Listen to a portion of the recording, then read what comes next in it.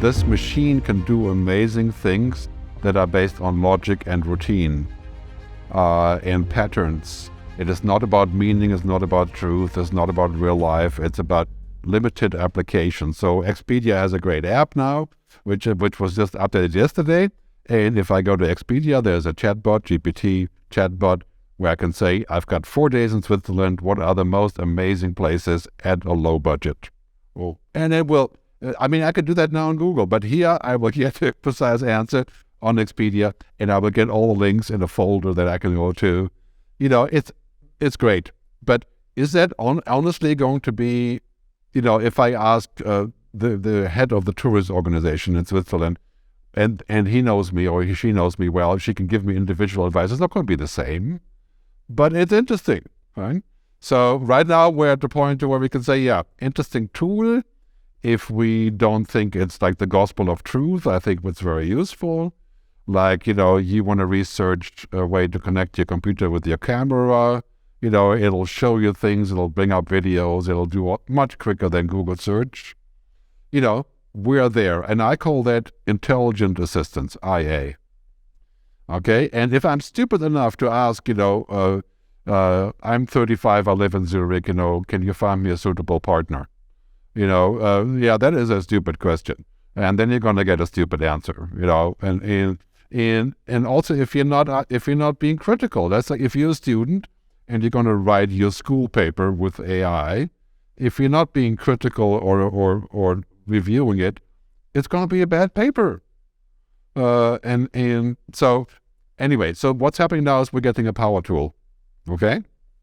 And this power tool can be used to make videos and images and all the amazing things. Right? But without human ingenuity and the fine-tuning of all of that, it is still devoid of any meaning, of any context, of any real-life situation. And that's because it's a tool. So I always say ChatGPT and those kind of generative AI things, they are powerful tools. They are not the purpose. They are not human. They are not sentient.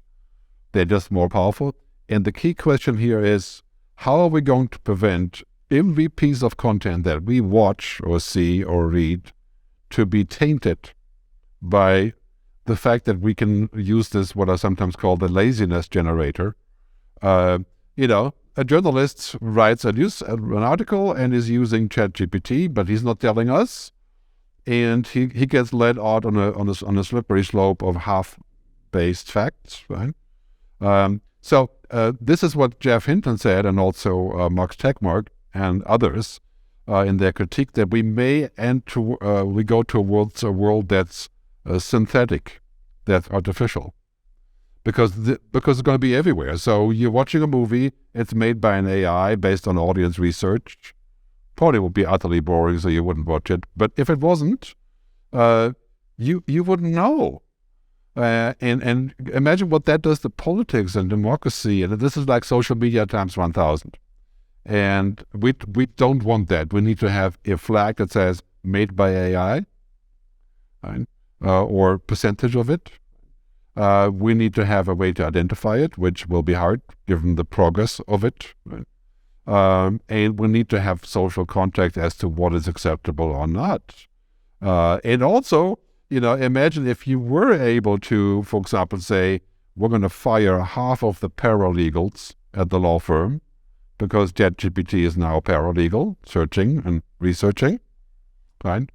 Where is all that money going to go? And what happens to those people? And, even if we can keep the people and make them better using the tool, that's great. But it's very likely that if you're a really beginner researcher, the machine, or code writer, right? The machine can take over. And we're going to get slightly worse results, but we need a social strategy for this. We can't just say, okay, great. The telecom gets an AI that can fix the telecom system, fires 50% of telecom engineers, keeps the money. No. No, we can't do that because, we're talking about the future of what the entire society is all about.